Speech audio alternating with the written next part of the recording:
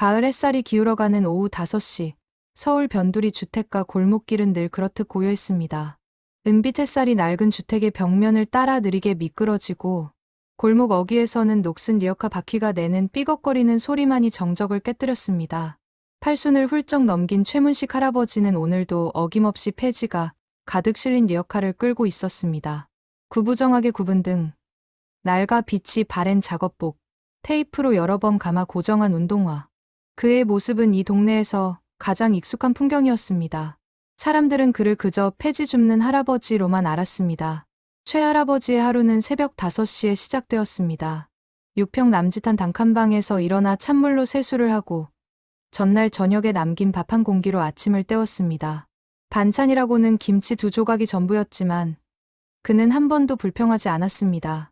그저 묵묵히 식사를 마치고 낡은 리어카를 끌고 집을 나섰습니다. 오전 내내 그는 상가 뒷골목과 주택가를 누볐습니다. 박스 하나, 신문지 한 묶음이라도 놓치지 않았습니다. 점심은 대부분 굶었고 배가 너무 고플 때면 편의점에서 1,000원짜리 삼각김밥 하나로 허기를 달랬습니다. 오후가 되면 수거한 폐지를 고물상에 팔았습니다.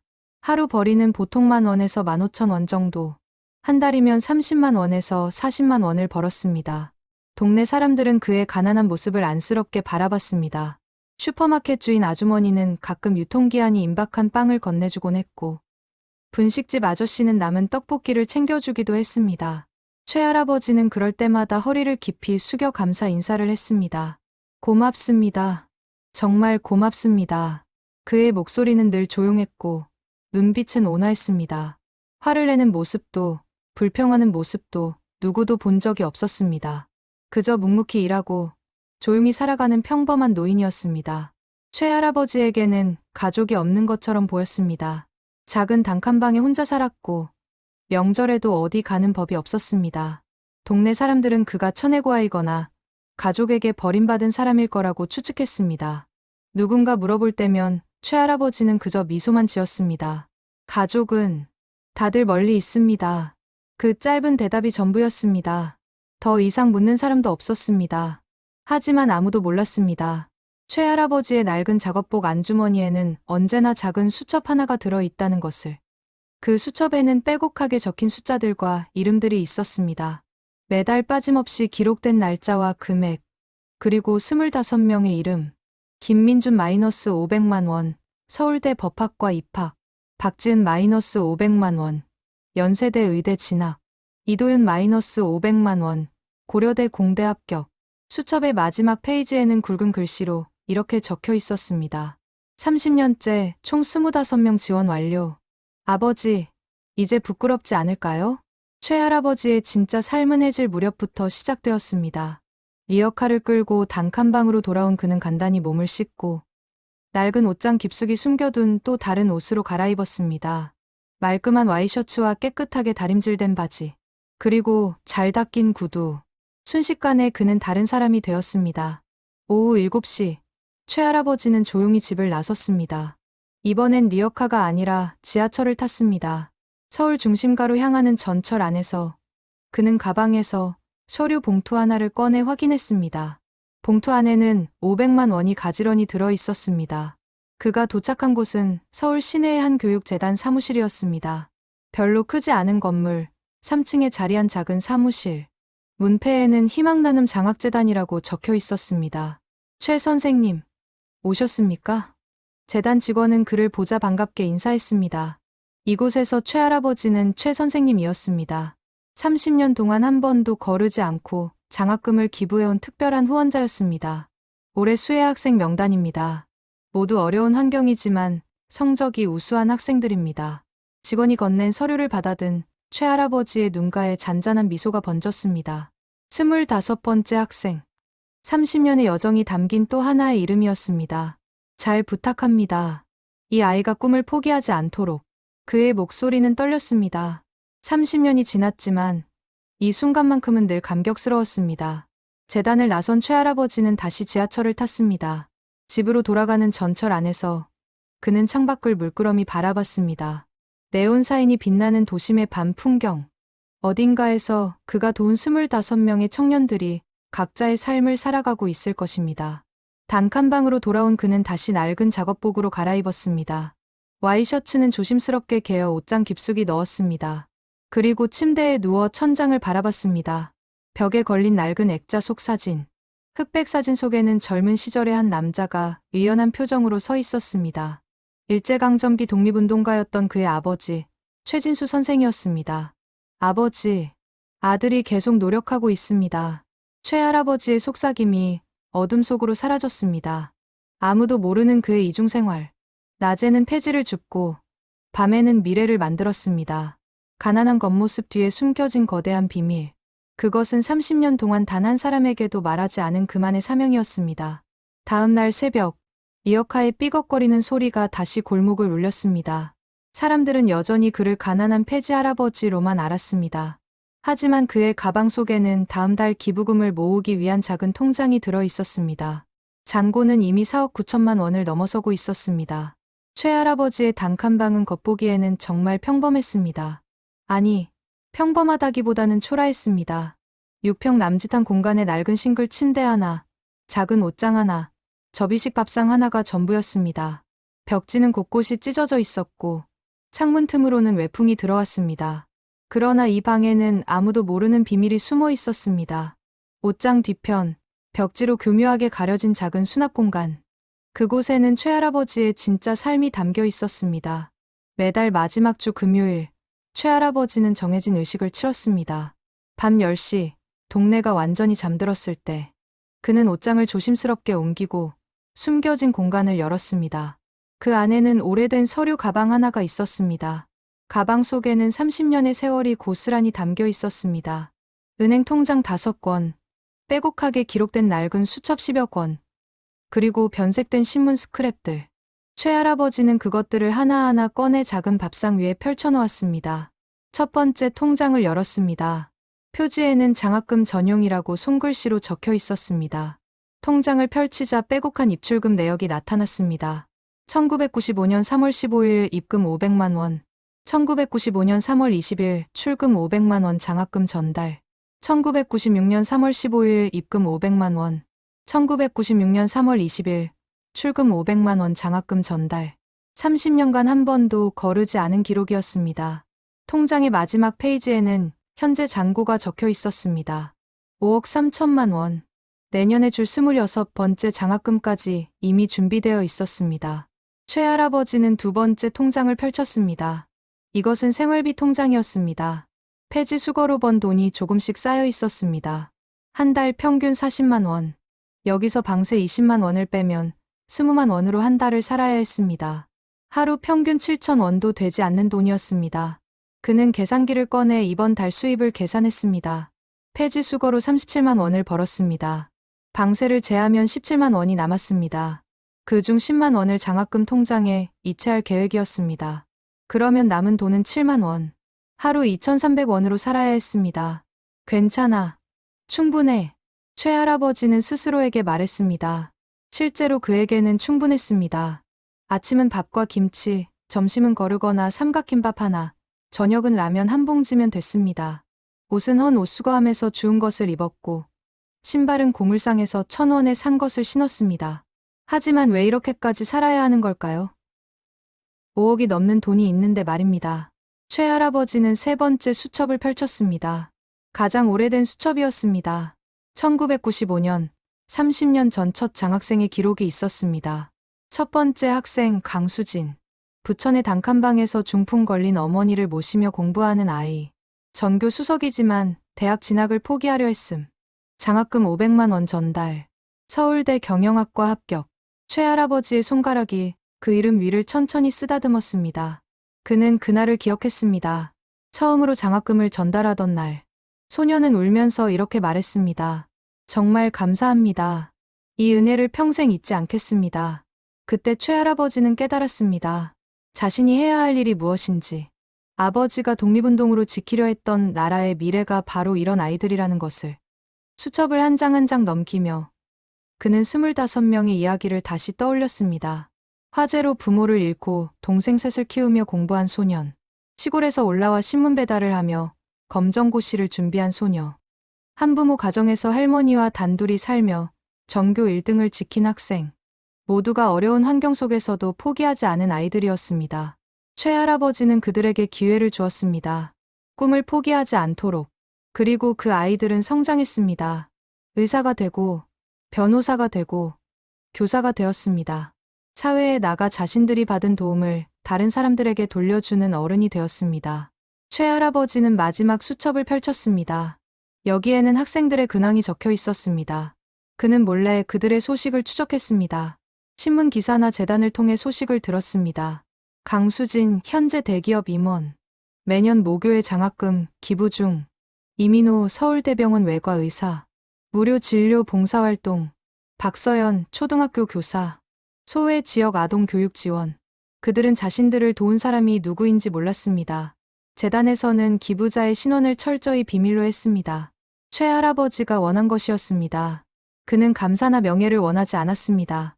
그저 아이들이 꿈을 이루는 것. 그것만으로 충분했습니다. 벽시계가 자정을 알렸습니다. 최할아버지는 서류들을 다시 가방에 넣고 숨겨진 공간에 돌려놓았습니다. 옷장을 제자리로 밀고 침대에 누웠습니다. 천장에는 빗물이 샌 자국이 얼룩덜룩했습니다. 추운 겨울이면 외풍이 심해 밤새 떨어야 했습니다. 여름에는 에어컨은커녕 선풍기도 없어 땀을 뻘뻘 흘리며 잠들었습니다. 하지만 최할아버지는 불평하지 않았습니다. 아버지, 저는 잘 살고 있습니다. 그는 벽에 걸린 아버지 사진을 바라보며 중얼거렸습니다. 독립운동가였던 아버지 최진수. 나라를 위해 모든 것을 바친 분. 해방 후에도 제대로 된 보상을 받지 못했고 가난 속에서 세상을 떠났습니다. 아버지는 임종 직전 어린 아들의 손을 잡고 말했습니다. 문씨가 돈을 많이 벌려고 하지 마라. 대신 남을 도우며 살아라. 그것이 진정한 애국이다. 최할아버지는 그 말을 평생의 좌우명으로 삼았습니다. 젊은 시절 그도 평범하게 직장 생활을 했습니다. 작은 회사에서 성실하게 일했고 가정을 꾸렸습니다. 하지만 40살 되던 해 아내가 병으로 세상을 떠났습니다. 자식이 없었던 그는 홀로 남았습니다. 그때 결심했습니다. 남은 인생을 아버지의 뜻대로 살기로. 회사에서 받은 퇴직금과 아내가 남긴 보험금, 그리고 집을 팔아 마련한 돈, 총 5억 원. 그 돈으로 30년간 장학금을 주기로 했습니다. 1년에 한 명씩 500만 원씩. 그리고 자신은 최소한의 돈으로 살기로 했습니다. 폐지를 주우며 벌어들이는 근근한 수입으로. 그렇게 하면 원금은 거의 그대로 유지되고 이자 수입과 폐지 수입을 합쳐 장학금을 계속 줄 수 있었습니다. 30년이 흘렀습니다. 50대였던 청년은 80대 노인이 되었습니다. 허리는 굽었고 관절은 삐걱거렸습니다. 하지만 그의 결심은 변하지 않았습니다. 25명의 아이들에게 미래를 선물했고 앞으로도 계속할 것입니다. 최할아버지는 눈을 감았습니다. 내일도 새벽 5시에 일어나 리어카를 끌어야 했습니다. 폐지를 주어야 했습니다. 동네 사람들은 여전히 그를 불쌍한 노인으로 볼 것입니다. 하지만 그는 행복했습니다. 진정으로 행복했습니다. 왜냐하면 그에게는 비밀이 있었으니까요. 아무도 모르는, 하지만 25명의 인생을 바꾼 아름다운 비밀이 말입니다. 초여름의 어느 토요일 오후, 최할아버지의 삶에 예상치 못한 파문이 일었습니다. 83세의 노인은 평소처럼 폐지를 주우러 나갔다가 골목길에서 그만 쓰러지고 말았습니다. 다행히 지나가던 행인이 119에 신고했고 그는 응급실로 실려갔습니다. 병원 응급실에서 의사는 최할아버지의 호주머니를 뒤져 신원을 파악하려 했습니다. 낡은 지갑 속에는 현금 7,000원과 낡은 주민등록증, 그리고 작은 메모지 하나가 들어 있었습니다. 메모지에는 전화번호 하나가 적혀 있었습니다. 긴급 연락처 최지훈이라는 글씨와 함께. 최지훈은 최할아버지의 조카였습니다. 더 정확히는 일곱촌 조카. 최할아버지에게 유일하게 남은 혈육이었습니다. 하지만 5년 전 장례식장에서 잠깐 마주친 것이 마지막이었습니다.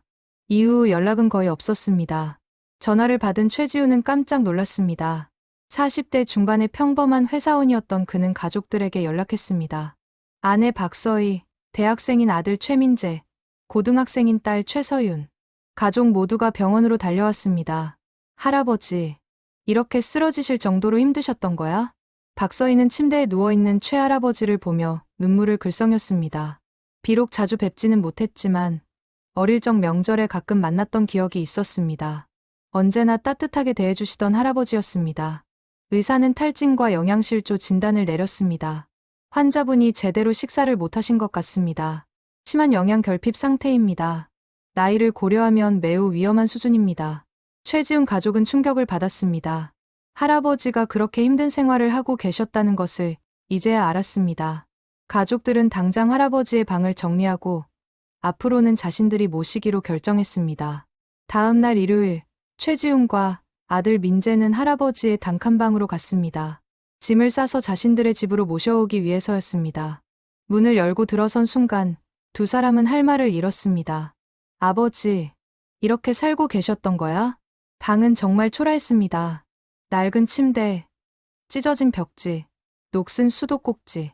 냉장고를 열어보니 김치 한 통과 계란 3개가 전부였습니다. 옷장에는 똑같이 낡은 작업복 서너 벌만 걸려 있었습니다. 민재는 할아버지의 생활이 얼마나 고단했을지 상상하며 가슴이 먹먹해졌습니다. 23세 대학생이었던 그는 지금까지 부모님 덕분에 부족함 없이 살았습니다. 하지만 같은 가족인 할아버지는 이렇게 힘들게 사셨다니. 할아버지 짐을 정리하자. 우리 집으로 모시는 거야.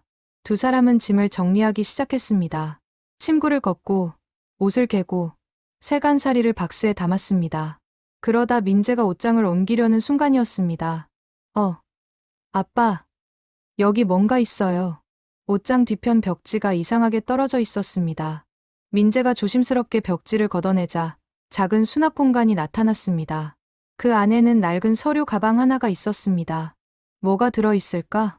최지훈이 가방을 꺼내 열었습니다. 그 순간 두 사람은 숨이 멎을 것 같았습니다. 가방 속에는 은행 통장 5권과 수첩 여러 권, 그리고 각종 서류들이 가득 들어 있었습니다. 이게 뭐야? 떨리는 손으로 첫 번째 통장을 펼쳤습니다. 장학금 전용이라고 적힌 표지, 그리고 펼쳐진 페이지에 적힌 숫자. 5억? 최지훈의 목소리가 떨렸습니다. 민재도 믿기지 않는다는 표정으로 통장을 들여다봤습니다. 잔고는 5억 3천만 원이 넘었습니다. 이게 대체 어떻게... 폐지 주우시는 할아버지가 어떻게 이런 돈이... 두 번째 통장을 펼쳤습니다. 세 번째, 네 번째... 모든 통장에는 거액의 돈이 들어 있었습니다. 총 잔액을 계산해보니 무려 6억 원에 가까웠습니다. 민재는 수첩을 하나 집어들었습니다. 빼곡하게 적힌 글씨들, 날짜와 이름, 그리고 금액, 펼친 페이지를 읽는 순간 그는 온몸에 전율이 흘렀습니다. 아빠, 이것 좀 보세요. 최지훈이 수첩을 받아들고 읽기 시작했습니다. 그의 눈은 점점 커졌고 손은 떨렸습니다.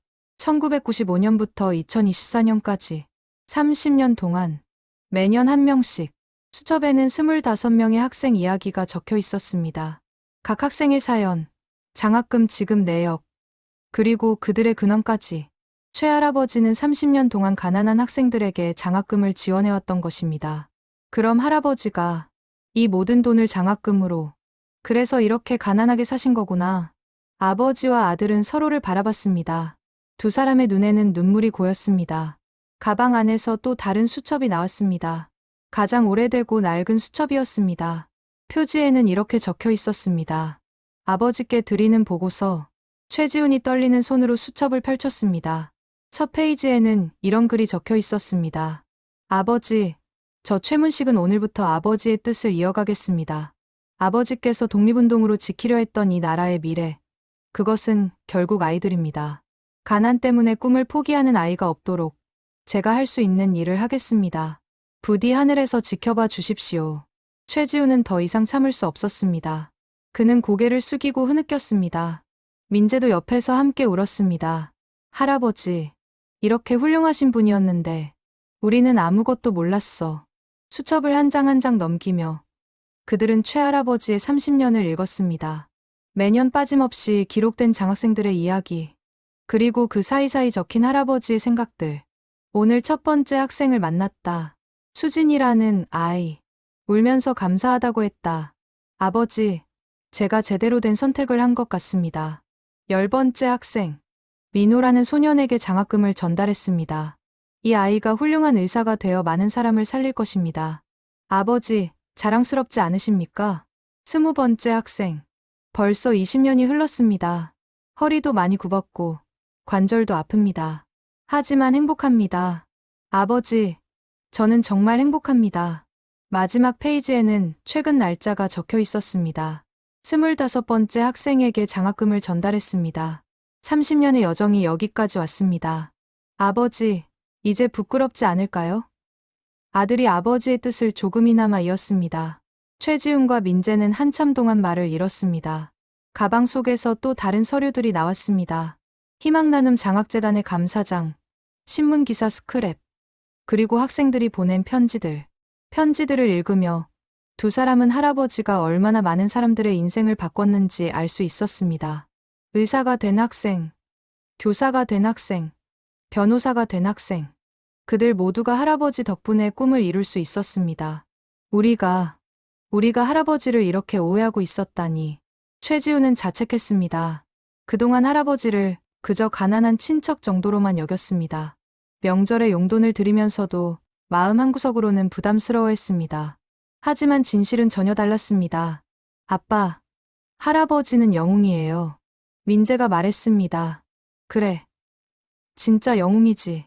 아무도 모르게 아무런 대가도 바라지 않고 30년 동안 두 사람은 서류들을 조심스럽게 다시 가방에 넣었습니다. 그리고 병원으로 달려갔습니다. 최할아버지는 아직 의식이 돌아오지 않았지만 상태는 안정적이었습니다. 최지우는 병실 침대 옆에 앉아 할아버지의 손을 잡았습니다. 거칠고 주름진 손, 30년 동안 폐지를 주우며 아이들의 미래를 만든 손이었습니다. 할아버지, 정말 죄송합니다. 이제부터는 제가 모시겠습니다. 더 이상 힘든 일 하지 마세요. 최지훈의 눈에서 눈물이 흘러내렸습니다. 그 눈물은 할아버지의 손등 위로 떨어졌습니다. 최할아버지가 의식을 회복한 것은 이틀 후였습니다. 눈을 뜨자마자 그가 본 것은 병실을 가득 채운 가족들이었습니다. 조카 최지훈과 그의 가족, 그리고 낯선 얼굴들도 있었습니다. 할아버지, 정신 차리셨어요? 민재가 반갑게 물었습니다. 최할아버지는 희미하게 미소 지었습니다. 그러나 곧 무언가를 깨달은 듯 표정이 굳어졌습니다. 내 방은, 내 짐은, 할아버지, 저희가 모셔가려고 정리했어요. 그런데 최지우는 말을 잇지 못했습니다. 할아버지의 눈빛이 달라졌습니다. 그는 알았습니다. 자신의 비밀이 발각된 것을. 찾았구나.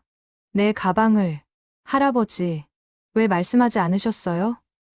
이렇게 힘들게 사시면서 최할아버지는 천천히 고개를 저었습니다. 말할 필요가 없었어. 내가 하고 싶어서 한 일이니까. 그의 목소리는 여전히 조용했지만 그 안에는 확고한 신념이 담겨 있었습니다.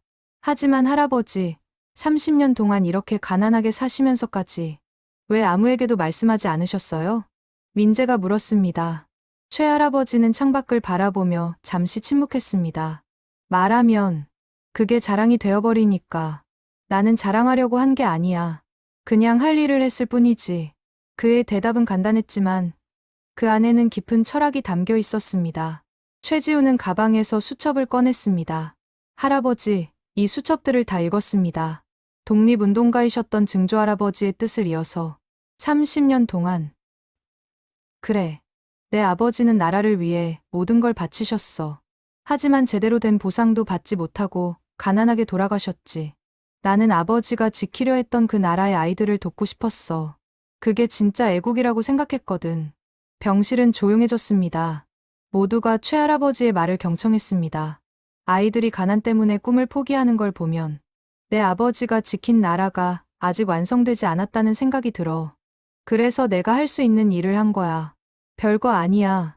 별거 아니라니요. 할아버지는 25명의 인생을 바꾸셨어요. 민재가 외쳤습니다. 최할아버지는 부드럽게 웃었습니다. 그 아이들이 바뀐 게 아니야. 그 아이들은 원래 훌륭했어. 나는 그저 기회를 준 것뿐이지. 바로 그때 병실 문이 열리고 한 여자가 들어왔습니다. 40대 초반으로 보이는 단정한 옷차림의 여성이었습니다. 그녀는 병실에 들어서자마자 최할아버지를 보고 멈춰섰습니다. 혹시 선생님이세요? 30년 전에 저에게 장학금을. 최할아버지의 눈이 커졌습니다. 여자는 조심스럽게 다가왔습니다. 저, 강수진입니다. 기억하세요? 첫 번째 장학생. 최할아버지는 천천히 고개를 끄덕였습니다. 수진이, 어떻게 여기를? 희망나눔 재단에서 연락을 받았습니다. 선생님께서 쓰러지셨다고. 그리고 선생님이 30년 동안 저희를 도와주신 분이라고. 강수진의 눈에서 눈물이 흘러내렸습니다. 선생님, 감사합니다. 정말, 정말 감사합니다. 선생님 덕분에 제가 대학을 나왔고, 지금은 회사에서 임원으로 일하고 있습니다. 그리고 저도 매년 후배들에게 장학금을 주고 있어요. 최할아버지의 눈가가 붉어졌습니다. 곧이어 병실 문이 다시 열렸습니다. 이번에는 의사 가운을 입은 남자가 들어왔습니다. 최 선생님, 저 이민호입니다. 9번째 장학생이었습니다. 민호, 자네도, 네. 재단에서 연락받고 달려왔습니다. 선생님 덕분에 제가 의대를 나올 수 있었습니다. 지금은 이 병원에서 외과 의사로 일하고 있습니다. 그 후로도 사람들이 계속 들어왔습니다. 교사가 된 15번째 장학생, 변호사가 된 18번째 장학생, 공무원이 된 20번째 장학생, 25명 중 12명이 병실을 찾아왔습니다. 병실은 사람들로 가득 찼습니다. 모두가 울면서 감사 인사를 했습니다. 최할아버지는 그저 고개를 저으며 손을 내저었습니다. 아니야, 아니야. 다들 자기 힘으로 이룬 거야. 아니에요, 선생님. 선생님이 계셨기에 저희가 꿈을 포기하지 않았습니다. 강수진이 말했습니다. 다른 사람들도 고개를 끄덕였습니다. 병원 밖에서는 취재진이 몰려들었습니다. 누군가 이 이야기를 언론에 제보한 것입니다. 30년 동안 가난하게 살면서 25명에게 장학금을 준 노인의 이야기. 그것도 독립운동가의 후손이라는 사실까지. 기자들은 병실 앞에서 대기했습니다. 최지훈이 나가서 간단히 상황을 설명했습니다. 저희 할아버지는 30년 동안 폐지를 주우며 생활하셨습니다. 하지만 실제로는 가난한 학생들에게 장학금을 주기 위해 그렇게 사신 겁니다. 6억 원에 가까운 재산을 모두 장학금으로 쓰신 거죠. 그날 저녁, 이 이야기는 모든 뉴스의 톱기사가 되었습니다. 인터넷에는 기사가 순식간에 퍼졌습니다. 댓글은 폭발적으로 달렸습니다. 이런 분이 진짜 영웅입니다. 눈물 나네요. 30년 동안 가난하게 사시면서 독립운동가의 후손이 이렇게 숨어서 나라를 위해 일하다니 아름다운 이야기입니다. 이런 분들이 더 많아졌으면 좋겠어요. 다음 날 병원 앞에는 사람들이 몰려들었습니다. 꽃다발을 들고 온 시민들, 성금을 가져온 사람들, 그냥 인사라도 드리겠다고 온 사람들. 경비원이 통제해야 할 정도였습니다. 최할아버지는 당황했습니다. 그는 이런 관심을 원하지 않았습니다. 하지만 사람들의 마음을 막을 수는 없었습니다. 정부에서도 연락이 왔습니다. 보훈처에서는 최할아버지의 아버지인 최진수 선생을 재조명하겠다고 했습니다. 그리고 최할아버지에게도 포상을 하겠다고 했습니다. 하지만 최할아버지는 모든 포상을 거절했습니다. 저는 상을 받을 일을 한 게 아닙니다. 그냥 제가 하고 싶어서 한 일이에요. 기자들이 인터뷰를 요청했지만 그는 모두 거절했습니다. 다만 한 가지만 부탁했습니다. 제 이야기보다는 가난한 아이들이 더 많은 도움을 받을 수 있도록 관심을 가져주세요. 그의 말은 다시 한번 사람들을 감동시켰습니다. 명예나 관심이 아니라 끝까지 아이들을 생각하는 모습. 그것이 진짜 영웅의 모습이었습니다. 희망나눔 장학재단에는 기부금이 쏟아져 들어왔습니다. 개인 기부자들, 기업들, 심지어 외국에서도 기부금이 왔습니다. 한 달 만에 모인 기부금은 10억 원을 넘었습니다. 재단 이사장은 최할아버지를 찾아와 말했습니다. 선생님 덕분에 앞으로 더 많은 학생들을 도울 수 있게 되었습니다. 정말 감사합니다. 최할아버지는 그제야 환하게 웃었습니다. 그렇다면 내 일이 헛되지 않았네요. 병실을 지키던 최지훈 가족은 할아버지의 모습을 보며 깨달았습니다. 진정한 행복은 많이 가지는 것이 아니라 나누는 것에서 온다는 것을. 그리고 진짜 영웅은 화려한 무대가 아니라 일상의 그림자 속에 있다는 것을. 민재는 그날 밤 일기에 썼습니다. 할아버지는 나에게 인생에서 가장 중요한 것이 무엇인지 가르쳐 주셨다. 그것은 돈도 명예도 아닌 누군가를 도울 수 있는 마음이다. 나도 할아버지처럼 살고 싶다. 최할아버지가 퇴원한 것은 일주일 후였습니다. 건강은 많이 회복되었지만 의사는 더 이상 무리한 일을 해서는 안 된다고 당부했습니다. 최지우는 할아버지를 자신의 집으로 모셨습니다. 할아버지, 이제 편하게 쉬세요. 제가 모실게요. 하지만 최할아버지는 불편해했습니다. 넓은 거실, 푹신한 침대, 풍성한 식사. 30년 동안 단칸방에서 살았던 그에게는 모든 것이 낯설었습니다. 지훈아, 나는 그냥 내 방으로 돌아가고 싶구나. 안 됩니다. 할아버지. 이제 그런 곳에서 사시면 안 돼요. 최지훈은 단호했습니다. 가족들도 마찬가지였습니다. 더 이상 할아버지를 혼자 두고 싶지 않았습니다. 그날 저녁, 최할아버지는 서재에 앉아 있었습니다. 벽에는 할아버지가 가져온 아버지의 사진이 걸려 있었습니다. 독립운동가 최진수 선생의 젊은 시절 모습이었습니다. 최할아버지는 아버지 사진을 한참 바라봤습니다. 그리고 조용히 중얼거렸습니다. 아버지, 제 비밀이 들통났습니다. 이제 조용히 살 수는 없을 것 같습니다. 바로 그때 문을 두드리는 소리가 들렸습니다. 민재였습니다. 할아버지, 들어가도 될까요? 그래, 들어오렴. 민재는 의자를 끌어와 할아버지 옆에 앉았습니다. 잠시 침묵이 흘렀습니다. 민재가 먼저 입을 열었습니다.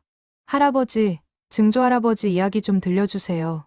독립운동하셨다는 거 말고는 아무것도 모르거든요. 최할아버지는 사진을 바라보며 천천히 이야기를 시작했습니다. 내 아버지는 일제강점기에 만주에서 독립군으로 활동하셨어. 25살 때부터 해방될 때까지 20년을 그렇게 사셨지. 많이 위험하셨겠네요. 위험한 정도가 아니었어.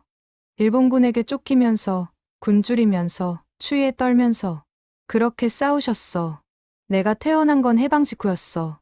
아버지는 45살이셨고 최할아버지의 목소리에는 그리움이 묻어났습니다. 해방되고 나서 아버지는 고국에 돌아오셨어. 하지만 독립운동을 했다고 해서 잘 살게 된 건 아니었어. 오히려 가난했지. 정부에서 보상금 같은 건 거의 없었거든. 그럼 어떻게 사셨어요? 아버지는 작은 서점을 하셨어. 책을 팔면서 생계를 유지하셨지. 그리고 틈틈이 학생들에게 역사를 가르쳐 주셨어. 우리나라가 어떻게 독립했는지, 선조들이 얼마나 많은 희생을 했는지. 민재는 조용히 들었습니다. 할아버지의 이야기는 계속되었습니다. 나는 그런 아버지를 보며 자랐어. 아버지는 늘 말씀하셨지. 문씨가 나라를 위해 희생한 건 자랑할 일이 아니야. 당연히 해야 할 일을 했을 뿐이지. 진짜 애국은 이제부터야. 이 나라를 잘 만드는 것. 그게 진짜 애국이다라고. 그래서 할아버지가 장학금을. 그래. 아버지는 내가 20살 되던 해에 돌아가셨어. 임종 직전에 내 손을 잡고 마지막 말씀을 하셨지. 최할아버지는 잠시 말을 멈췄습니다. 눈가가 붉어졌습니다. 아버지는 이렇게 말씀하셨어. 문씨가 나는 이 나라가 독립하는 것을 봤다. 하지만 진짜 독립은 아직 멀었어. 진짜 독립은 이 나라의 모든 아이들이 꿈을 가질 수 있을 때야. 가난 때문에 배우지 못하는 아이가 없을 때야. 너는 그걸 기억하고 살아라. 민재는 숨을 죽이고 들었습니다. 그게 아버지의 마지막 유언이었어. 나는 그 말을 평생 가슴에 새겼지. 그리고 내가 할 수 있는 일을 찾았어. 가난한 아이들에게 기회를 주는 것. 그게 내가 아버지의 뜻을 이어가는 방법이라고 생각했어. 그래서 30년 동안. 그래. 30년 동안 25명을 도왔어. 많은 건 아니지만 그 아이들 하나하나가 내게는 소중했어. 그 아이들이 꿈을 이루는 걸 보면 내 아버지도 기뻐하실 것 같았거든. 최할아버지는 다시 아버지 사진을 바라봤습니다. 민재야, 진짜 유산이란 돈이 아니야. 정신이지. 아버지는 나에게 돈을 남기지 않으셨어. 하지만 더 소중한 걸 남겨주셨지. 나라를 사랑하는 마음, 약한 사람을 돕는 정신, 자신을 희생할 줄 아는 용기. 그게 진짜 유산이야. 민재는 할아버지의 말을 가슴 깊이 새겼습니다. 그날 밤, 그는 오랫동안 잠들지 못했습니다. 할아버지의 이야기가 계속 머릿속을 맴돌았습니다. 다음 날, 보훈처에서 연락이 왔습니다. 최진수 선생의 독립운동 자료를 재조사한 결과, 그동안 알려지지 않았던 업적들이 새로 발견되었다는 것입니다. 최진수 선생은 만주에서 가장 위험한 작전에 참여하셨습니다. 일본군 무기고, 폭파, 친일파 암살, 독립군 자금 조달, 수십 번의 작전을 성공시키셨습니다. 하지만 기록이 부실해서 제대로 평가받지 못했습니다. 담당자는 최할아버지에게 설명했습니다. 이번에 새로 발견된 자료를 바탕으로 최진수 선생께 독립운동 훈장을 추서하기로 결정되었습니다. 그리고 기념관에 선생의 업적을 전시할 예정입니다. 최할아버지는 눈물을 흘렸습니다. 아버지가 돌아가신 지 60년 만에 제대로 된 인정을 받게 된 것입니다. 감사합니다. 정말 감사합니다. 훈장 수여식은 한 달 후에 열렸습니다. 국립묘지에서 진행된 의식에는 많은 사람들이 참석했습니다. 정부 관계자들, 독립운동 연구자들, 그리고 최할아버지가 도운 25명의 장학생들도 모두 왔습니다. 독립운동가 최진수 선생은 일제강점기 20년 동안 조국의 독립을 위해 헌신하셨습니다. 그 정신은 아들 최문식 선생을 통해 이어져 30년 동안 가난한 학생들에게 희망을 주었습니다. 이 두 분의 숭고한 정신을 기리며 대한민국 정부는 최진수 선생께 건국훈장을 추서합니다. 훈장을 받아든 최할아버지는 하늘을 올려다봤습니다. 맑게 갠 가을 하늘, 구름 사이로 햇살이 쏟아졌습니다. 아버지, 보고 계시죠? 이제 아들이 부끄럽지 않을까요? 그의 속삭임은 바람에 실려 하늘로 올라갔습니다. 참석자들은 모두 숙연한 표정으로 묵념했습니다. 의식이 끝난 후 강수진이 최할아버지에게 다가왔습니다. 그녀의 손에는 두툼한 봉투가 들려 있었습니다. 선생님, 저희 25명이 모금했습니다. 선생님께서 저희에게 주신 것의 10분의 1도 안 되지만 받아주세요. 봉투에는 5천만 원이 들어 있었습니다. 각자 200만 원씩 모은 돈이었습니다. 이건, 선생님, 이제는 저희가 선생님을 도울 차례입니다. 그리고 이 돈으로 선생님이 또 다른 아이들을 도와주세요. 선생님의 정신을 이어가고 싶습니다. 최할아버지는 봉투를 받아들고 한참 동안 말없이 서 있었습니다. 그리고 천천히 고개를 끄덕였습니다. 알겠다. 이 돈으로 한 명 더 도와주마. 26번째 장학생. 최할아버지의 여정은 아직 끝나지 않았습니다. 아니, 끝날 수 없었습니다. 왜냐하면 그것은 단순히 한 사람의 선행이 아니라 세대를 이어 전해지는 정신이었으니까요. 그날 밤, 최할아버지는 아버지의 사진 앞에 훈장을 놓았습니다. 그리고 조용히 말했습니다. 아버지, 저는 아버지의 아들로 태어나서 행복했습니다. 그리고 아버지의 정신을 이어갈 수 있어서 자랑스럽습니다. 이제는 저도 다음 세대에 이 정신을 물려줄 때입니다. 아버지의 유산, 그것은 돈이 아니었습니다. 그것은 사랑이었고, 희생이었고, 헌신이었습니다. 그리고 그 유산은 이제 민재의 세대로 넘어가고 있었습니다. 최할아버지가 최지훈의 집에서 생활한 지 한 달이 지났습니다. 건강은 많이 회복되었지만 그는 여전히 불편해했습니다. 너무 편한 환경이 오히려 그를 불편하게 만들었습니다. 민재는 할아버지의 변화를 주의 깊게 지켜봤습니다. 23세 대학생이었던 그는 요즘 많은 생각에 잠겨 있었습니다. 할아버지의 이야기를 들은 후로 자신의 삶을 돌아보게 되었기 때문입니다. 대학교 3학년. 민재는 그동안 별다른 고민 없이 살았습니다. 좋은 대학에 들어갔고, 적당히 공부하고, 친구들과 어울리고, 미래에 대해서는 막연하게 좋은 회사에 취직하면 되겠지라고만 생각했습니다. 하지만 할아버지의 삶을 알고 난 후, 그런 생각들이 너무 가벼워 보였습니다. 어느 토요일 오후, 민재는 할아버지와 함께 산책을 나갔습니다. 아파트 단지 근처 작은 공원. 단풍이 물든 나무 아래를 걸으며 민재는 조심스럽게 물었습니다. 할아버지, 30년 동안 가난하게 사시면서 후회하신 적 없으세요? 최할아버지는 걸음을 멈추고 벤치에 앉았습니다. 민재도 옆에 앉았습니다. 후회. 없었다고 하면 거짓말이겠지. 할아버지의 솔직한 대답에 민재는 놀랐습니다. 추운 겨울날, 방에서 떨면서 잘 때, 배가 고파서 잠이 안 올 때, 몸이 아파도 병원에 갈 돈이 없을 때, 그럴 때는 생각했어. 내가 왜 이렇게 사는 걸까? 하고. 그럼. 하지만 말이야. 다음 날 아침이 되면 또 생각이 달라져. 오늘 주운 폐지로 모은 돈이 쌓이면, 한 아이의 인생이 바뀐다고 생각하면, 그럼 힘이 나더라고. 할아버지는 멀리 놀이터를 바라봤습니다. 아이들이 웃으며 뛰어놀고 있었습니다. 민재야, 행복이란 게 뭘까? 행복이요? 많은 사람들은 돈이 많으면 행복할 거라고 생각해. 편한 집에서 살고, 맛있는 걸 먹고, 좋은 차를 타면 행복할 거라고. 하지만 나는 달라. 할아버지는 민재를 바라봤습니다. 나는 가난했지만 행복했어. 왜냐하면 내가 하는 일이 의미가 있었거든. 내 희생으로 누군가의 인생이 바뀐다는 걸 알았어. 그게 나를 행복하게 만들었어. 민재는 할아버지의 말을 가슴 깊이 새겼습니다. 너는 지금 무엇을 하고 싶니? 예상치 못한 질문에 민재는 당황했습니다. 저는 잘 모르겠어요. 그냥 졸업하고 취직하고 그렇게 살면 되는 줄 알았어요. 그게 내가 진짜 원하는 삶이니? 민재는 대답하지 못했습니다. 사실 그는 자신이 무엇을 원하는지 깊이 생각해 본 적이 없었습니다. 민재야, 인생은 짧아. 나도 이제 80이 넘었어. 뒤돌아보면 순식간이더라고. 그러니 후회 없는 선택을 해야 해. 돈을 많이 버는 게 중요한 게 아니야. 의미 있는 일을 하는 게 중요해. 할아버지의 말은 민재의 마음 깊은 곳에 울림을 주었습니다.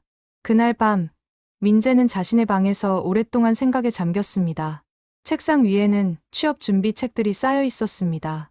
대기업 입사 준비, 자기소개서 작성법, 면접 요령, 모두가 하는 평범한 준비들이었습니다. 하지만 민재는 깨달았습니다. 자신은 평범한 삶을 원하지 않는다는 것을. 할아버지처럼 의미 있는 일을 하고 싶다는 것을. 다음 날, 민재는 학교 도서관에서 책을 찾기 시작했습니다. 사회복지, 교육봉사, NGO 활동, 남을 돕는 일에 관한 책들이었습니다. 책을 읽으면 읽을수록 그의 마음은 확고해졌습니다. 한 달 후, 민재는 가족 회의를 소집했습니다. 아버지 최지훈, 어머니 박서희, 여동생 서윤, 그리고 할아버지까지 모두 거실에 모였습니다. 제가 여러분께 말씀드릴 게 있어요.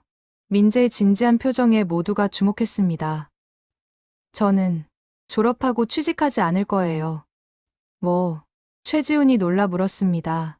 대신 교육 NGO에서 일할 거예요. 가난한 아이들을 가르치는 일이요.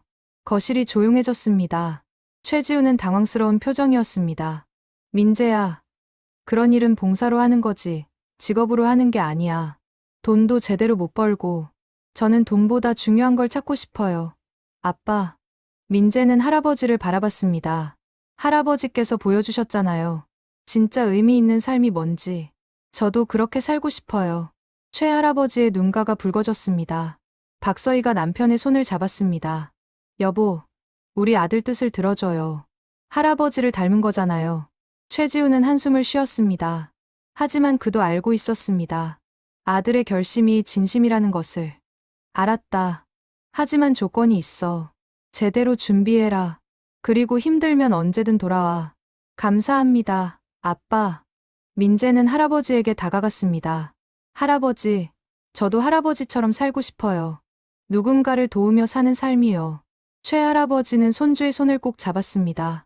민재야, 고맙다. 하지만 나처럼 극단적으로 살 필요는 없어. 내 방식으로, 내가 할 수 있는 만큼만 해. 그것만으로도 충분해. 그날부터 민재는 본격적으로 준비를 시작했습니다. 교육 NGO 활동가가 되기 위한 공부를 했고, 봉사활동에 참여했습니다. 그리고 할아버지의 장학생들을 만나 이야기를 들었습니다. 강수진을 만났을 때였습니다. 그녀는 민재에게 조언을 해주었습니다. 민재 씨, 선생님처럼 살겠다는 마음은 훌륭해요. 하지만 명심하세요.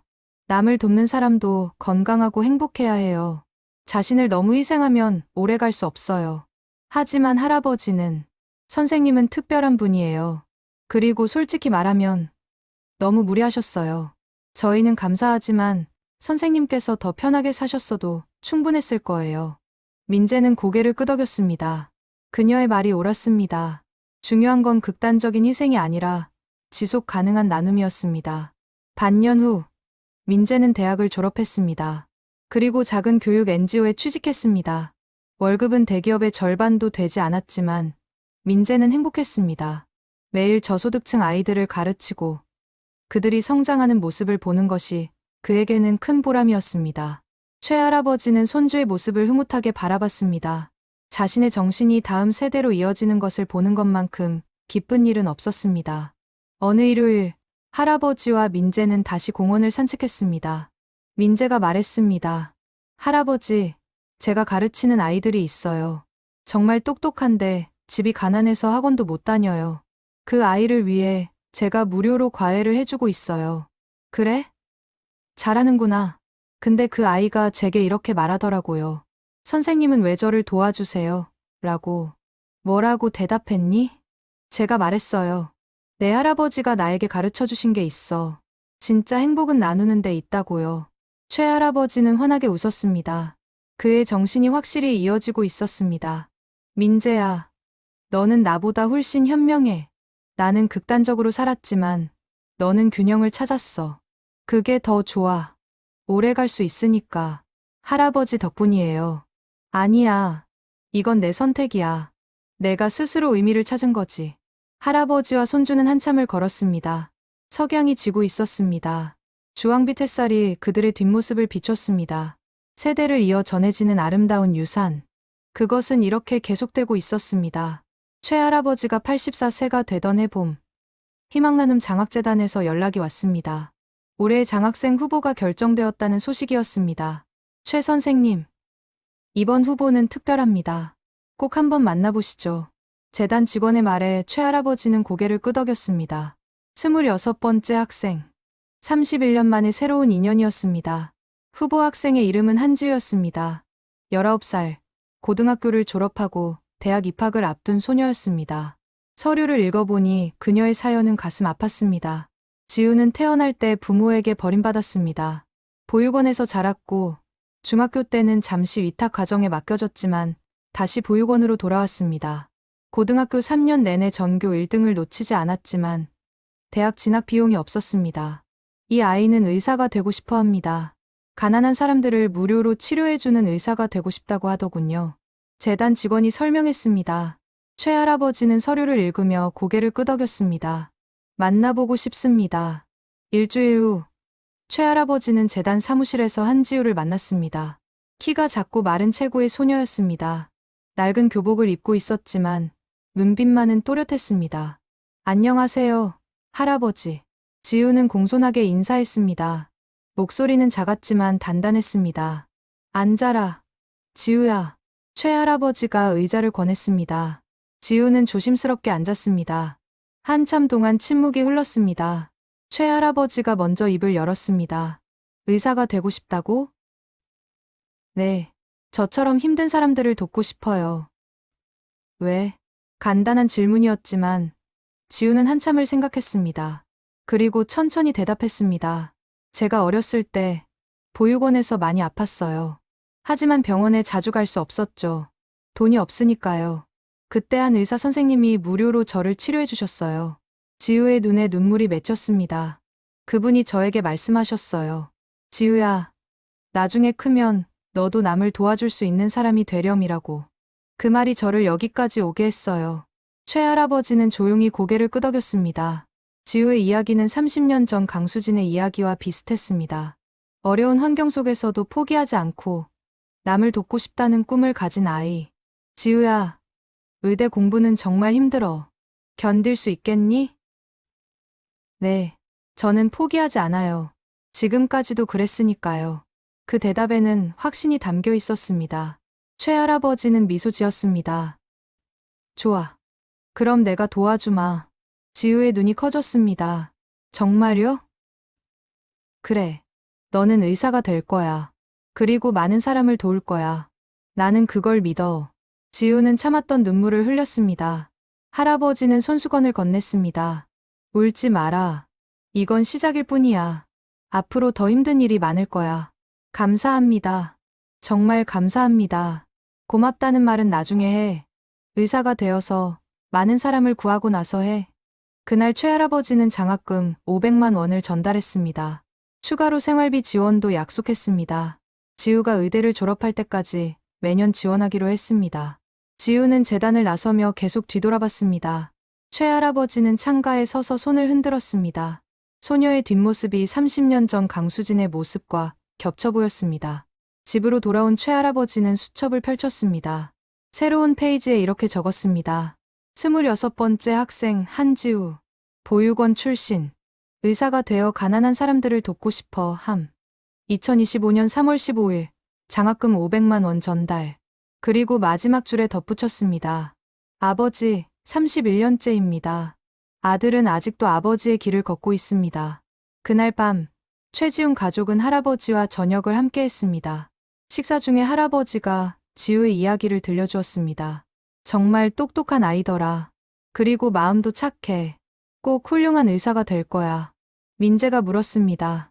할아버지, 이제는 편하게 쉬셔야 하는 거 아니에요? 왜 계속? 민재야, 이게 내가 쉬는 방법이야. 아이들을 돕는 게 나를 살아있게 만들어. 이해하니? 민재는 고개를 끄덕였습니다. 그도 이제는 이해했습니다. 할아버지에게 남을 돕는 것은 의무가 아니라 삶의 이유였습니다. 한 달 후, 지우가 대학에 합격했다는 소식이 왔습니다. 서울의 한명문대 의대였습니다. 재단에서 축하 모임을 열었고, 최할아버지도 참석했습니다. 할아버지, 합격했어요. 지우는 합격증을 들고 뛰어왔습니다. 최할아버지는 그녀의 머리를 쓰다듬었습니다. 잘했다. 지우야, 이제 시작이야. 힘들겠지만 포기하지 마라. 네, 꼭 훌륭한 의사가 될게요. 그 모습을 보며 최할아버지는 생각했습니다. 자신이 이 일을 시작한 게 정말 잘한 일이라고. 31년 동안 26명의 아이들에게 희망을 주었다고. 그리고 그 아이들이 또 다른 사람들에게 희망을 주고 있다고. 재단 이사장이 최할아버지에게 다가왔습니다. 선생님, 감사합니다. 선생님 덕분에 이 재단이 여기까지 올 수 있었습니다. 아닙니다. 오히려 재단 덕분에 제가 이 일을 할 수 있었죠. 선생님, 앞으로도 계속 함께 해주시죠. 물론입니다. 내가 살아있는 한 계속할 겁니다. 그날 저녁, 집으로 돌아온 최할아버지는 아버지 사진 앞에 섰습니다. 아버지, 26번째 아이를 만났습니다. 참 착한 아이입니다. 꼭 훌륭한 의사가 될 겁니다. 아버지께서도 기뻐하시겠죠? 사진 속 아버지는 여전히 의연한 표정으로 아들을 내려다봤습니다. 최할아버지는 미소 지었습니다. 저는 행복합니다. 아버지, 정말 행복합니다. 그의 여정은 계속되고 있었습니다. 나이는 들었지만 그의 정신은 여전히 젊었습니다. 왜냐하면 그에게는 계속 돕고 싶은 아이들이 있었고 지켜야 할 아버지의 유산이 있었기 때문입니다. 최할아버지의 이야기가 알려진 후 예상치 못한 일들이 일어났습니다. 전국 곳곳에서 독립운동가 후손들이 연락을 해왔던 것입니다. 대부분은 최할아버지처럼 어렵게 살고 있었습니다. 저희 할아버지도 독립운동을 하셨는데 정부 지원은 거의 없습니다. 아버지가 광복군이셨는데 가난하게 돌아가셨어요. 독립운동가 후손이라는 게 자랑스럽지만 경제적으로는 정말 힘듭니다. 이런 사연들이 언론을 통해 알려지면서 사회적 관심이 높아졌습니다. 정부도 움직이기 시작했습니다. 독립운동가 후손 지원 제도를 재정비하고 예산을 증액하기로 했습니다. 하지만 최할아버지는 정부 지원보다 더 중요한 것이 있다고 생각했습니다. 그것은 독립운동가들의 정신을 다음 세대에 전하는 것이었습니다. 어느 날, 최할아버지는 독립운동가 후손들을 모아 모임을 만들자고 제안했습니다. 우리가 모여서 선조들의 정신을 기리고 그 정신을 젊은 세대에게 전해야 합니다. 그렇게 해서 독립정신계승회가 만들어졌습니다. 전국의 독립운동가 후손 100여 명이 모였습니다. 회장은 자연스럽게 최할아버지가 맡게 되었습니다. 첫 모임은 서울의 한 강당에서 열렸습니다. 100여 명의 후손들이 모였고 언론도 취재를 나왔습니다. 최할아버지는 단상에 올라 인사말을 했습니다. 여러분, 우리는 독립운동가의 후손입니다. 우리 선조들은 나라를 위해 모든 것을 바쳤습니다. 그 정신을 우리가 이어받아야 합니다. 그의 목소리는 떨렸지만 힘이 있었습니다. 하지만 그 정신을 이어받는다는 것이 무엇일까요? 단순히 선조의 이름을 자랑하는 것일까요? 아닙니다. 진정한 계승은 그 정신을 실천하는 것입니다. 청중들은 숨죽여 들었습니다. 나라를 사랑하는 것, 약한 사람을 돕는 것, 정의를 위해 행동하는 것. 이것이 독립운동 정신입니다. 우리가 일상에서 이것을 실천할 때 선조들의 정신이 살아있는 것입니다. 그날 모임에서 여러 결의가 이루어졌습니다. 첫째, 독립운동가들의 업적을 기록하고 보존한다. 둘째, 청소년들에게 역사 교육을 한다. 셋째, 사회 봉사활동을 통해 독립정신을 실천한다. 특히 세 번째 결의가 중요했습니다. 최할아버지는 자신의 경험을 나누며 말했습니다. 저는 31년 동안 가난한 학생들에게 장학금을 주었습니다. 이것이 제가 독립정신을 실천하는 방법이었습니다. 여러분도 각자의 방법으로 실천하십시오. 그 후로 독립정신계승회는 활발한 활동을 시작했습니다. 매월 한 번씩 모여 선조들의 이야기를 공유하고 분기마다 봉사활동을 했습니다. 특히 청소년 역사 교육 프로그램이 인기를 끌었습니다. 독립운동가 후손들이 직접 학교를 방문해서 선조들의 이야기를 들려주었습니다. 교과서에 나오지 않는 생생한 이야기들이었습니다.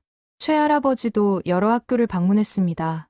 어느 고등학교에서였습니다. 강당에 모인 천여 명의 학생들 앞에서 그는 이야기를 시작했습니다. 여러분, 독립운동이 무엇이라고 생각하십니까? 학생들은 조용했습니다. 최할아버지는 계속했습니다. 많은 사람들은 독립운동을 과거의 일이라고 생각합니다. 하지만 아닙니다. 독립운동의 정신은 지금도 필요합니다. 학생들의 눈빛이 달라졌습니다. 우리 선조들이 싸운 것은 단순히 일본의 지배에서 벗어나기 위해서만이 아닙니다. 정의로운 나라, 모든 사람이 평등한 나라, 약자가 보호받는 나라를 만들기 위해서였습니다. 최할아버지는 학생들을 둘러봤습니다. 그런 나라를 만드는 것, 그것이 진정한 독립입니다. 그리고 그 일은 아직 끝나지 않았습니다. 여러분이 이어가야 합니다. 강연이 끝난 후 한 학생이 질문했습니다. 할아버지, 저 같은 평범한 학생도 독립운동 정신을 실천할 수 있나요? 물론이지. 내가 공부를 열심히 하는 것, 친구를 도와주는 것, 약한 사람을 괴롭히지 않는 것. 이 모든 게 독립운동 정신이야. 학생의 눈이 반짝였습니다. 정말요? 그래. 거창한 일만이 애국이 아니야. 작은 일상에서의 실천이 진짜 애국이지. 그날 이후 그 학교에서는 일상 속 독립정신 실천하기 운동이 시작되었습니다. 학생들은 각자의 방법으로 남을 돕고 정의를 실천했습니다. 작은 변화들이었지만 그것이 모여 큰 변화를 만들었습니다. 독립정신계승회의 활동은 점점 확대되었습니다. 1년 후 회원은 300명으로 늘었습니다.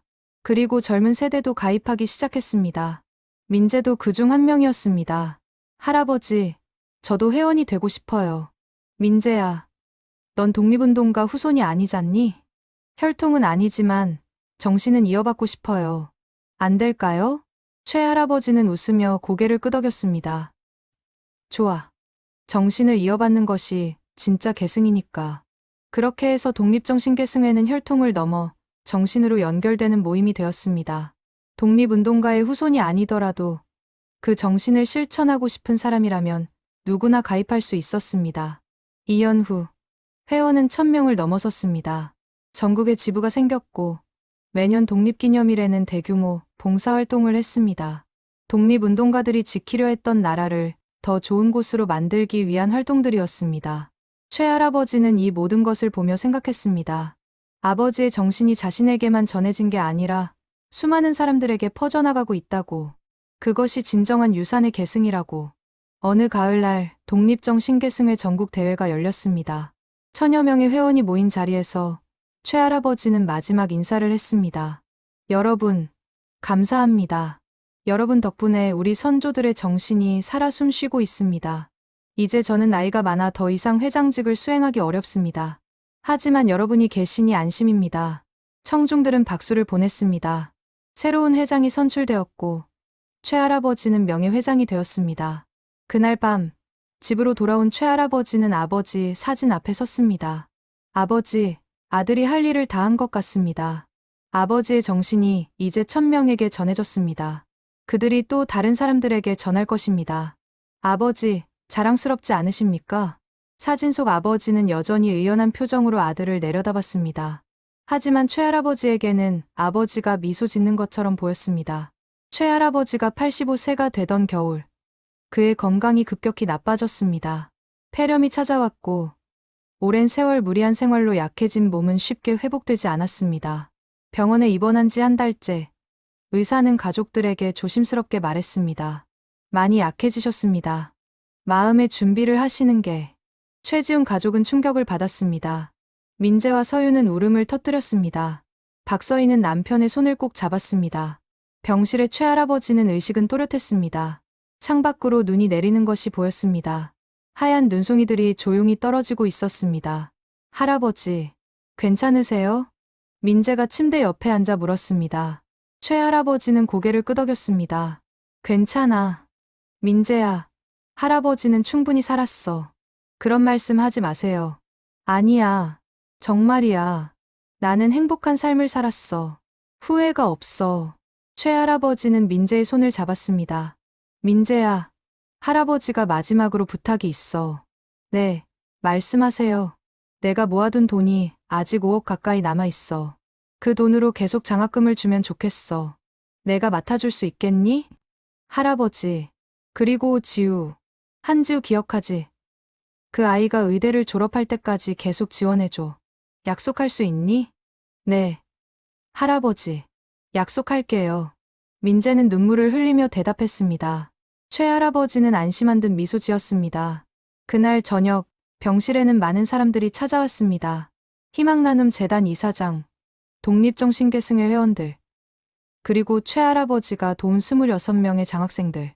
모두가 할아버지의 마지막을 지키고 싶어 했습니다.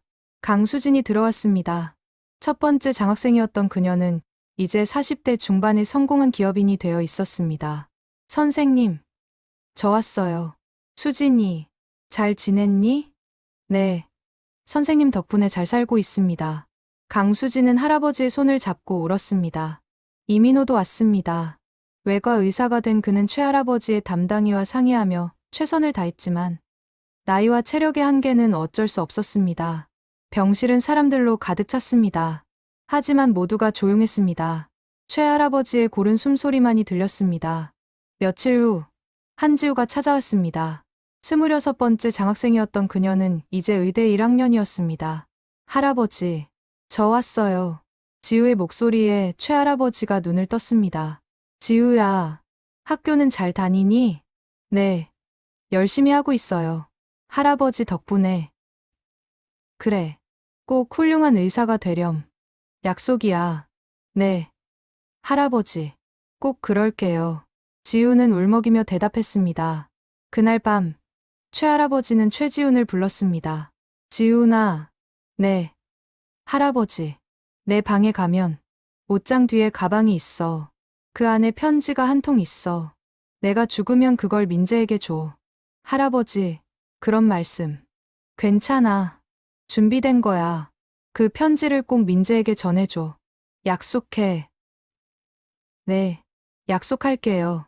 다음 날 새벽, 최할아버지는 조용히 눈을 감았습니다. 85년의 생을 마감하는 순간이었습니다.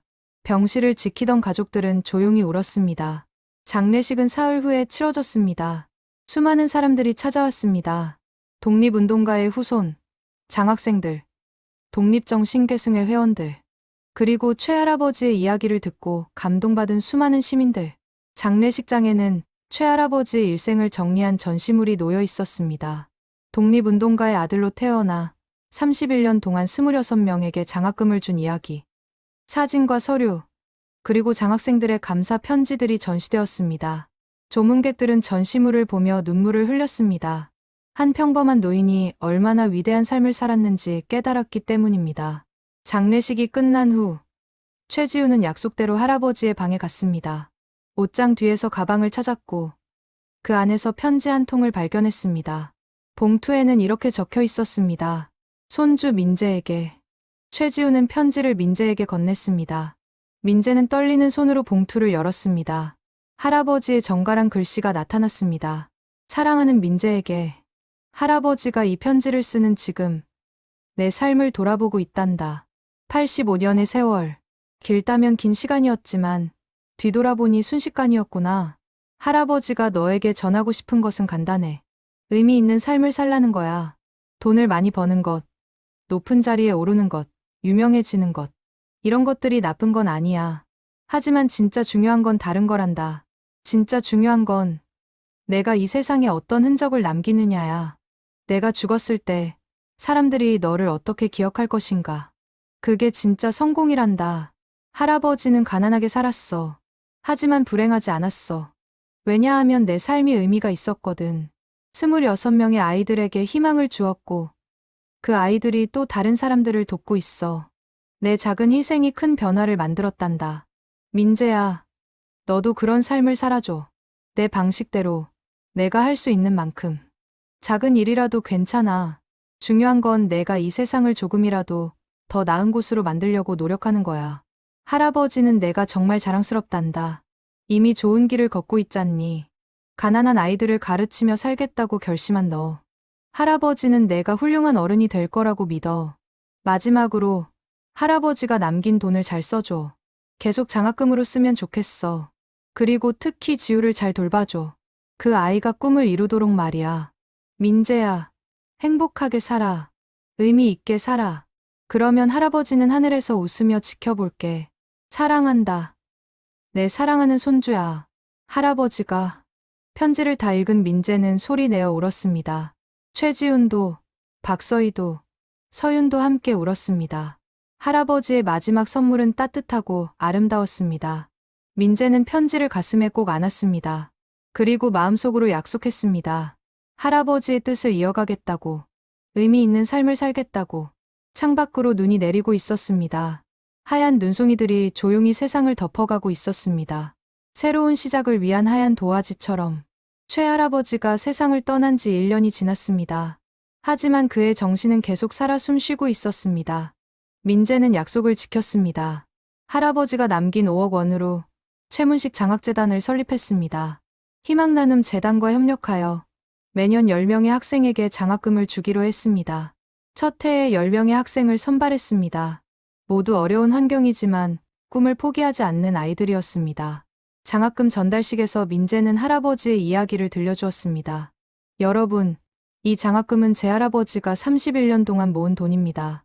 할아버지는 가난하게 사시면서 26명의 학생을 도우셨습니다.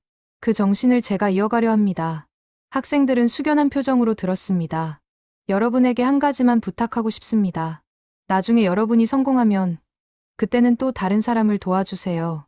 그것이 제 할아버지의 정신을 이어가는 길입니다. 학생들은 고개를 끄덕였습니다. 한 학생이 손을 들었습니다. 저도 나중에 꼭 장학금을 기부하겠습니다. 할아버지처럼 살고 싶어요. 민재는 미소 지었습니다. 할아버지의 정신이 이렇게 이어지고 있었습니다. 한지우도 꿈을 향해 달려가고 있었습니다. 의대 2학년이 된 그녀는 여전히 열심히 공부하고 있었습니다. 민재는 약속대로 그녀를 계속 지원했습니다. 어느 주말, 지우가 민재를 찾아왔습니다. 오빠, 제가 여름방학 때 무료 진료 봉사에 참여하기로 했어요. 정말. 어디로 가는데? 시골 마을이요. 병원이 없어서 주민들이 불편해하신대요. 의대생들이 가서 간단한 진료를 도와드리는 거예요. 민재는 흐뭇하게 웃었습니다. 할아버지가 좋아하시겠다. 지우 너 정말 훌륭한 의사가 될 거야. 할아버지 덕분이에요. 할아버지가 아니었으면 저는 대학도 못 갔을 거예요. 할아버지는 내가 꼭 필요한 의사가 되기를 바라셨어. 그 꿈을 이뤄줘. 네, 꼭 그럴게요. 독립정신계승회도 활발히 활동하고 있었습니다. 회원은 2,000명을 넘어섰고 매년 수백 명의 청소년들에게 역사 교육을 했습니다. 특히 할아버지 할머니의 이야기 프로그램이 인기였습니다. 독립운동가 후손들이 직접 학교를 방문해서 선조들의 이야기를 들려주는 프로그램이었습니다. 교과서에서는 배울 수 없는 생생한 이야기들이었습니다. 민재도 이 프로그램에 참여했습니다. 비록 독립운동가의 직계 후손은 아니었지만 최할아버지의 이야기를 전할 자격은 있었습니다. 어느 중학교에서였습니다. 500명의 학생들 앞에서 민재는 이야기를 시작했습니다. 여러분, 제 할아버지 이야기를 들려드리겠습니다. 제 할아버지는 폐지를 주우며 사셨습니다. 하지만 통장에는 5억 원이 있었습니다. 학생들의 눈이 커졌습니다. 왜 그랬을까요? 할아버지는 31년 동안 그 돈을 가난한 학생들에게 장학금으로 주셨습니다. 자신은 가난하게 사시면서 말이죠. 학생들은 숨을 죽이고 들었습니다. 민재는 할아버지의 삶을 차근차근 설명했습니다. 독립운동가의 아들로 태어나 아버지의 유언을 지키며 살았던 이야기. 30년 동안 비밀을 지키며 25명을 도왔던 이야기. 할아버지는 말씀하셨습니다. 진짜 애국은 일상에서 남을 돕는 것이라고. 여러분도 할 수 있습니다. 친구를 도와주는 것, 약한 사람을 지켜주는 것, 정의를 실천하는 것. 이 모든 게 애국입니다.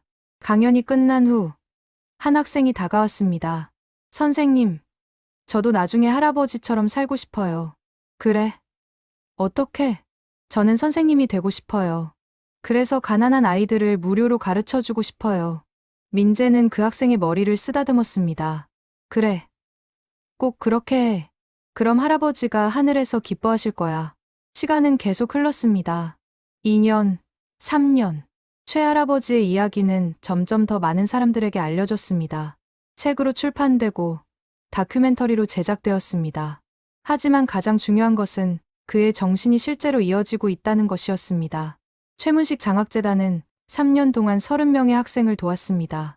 그리고 그 학생들은 다시 다른 사람들을 도울 것입니다.